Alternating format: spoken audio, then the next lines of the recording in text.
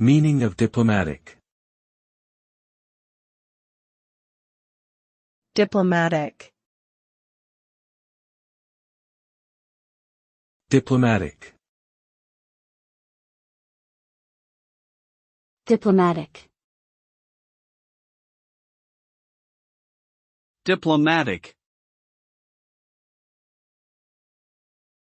The term diplomatic generally refers to the use of tact and sensitivity in dealing with others, particularly in the context of international relations or negotiations.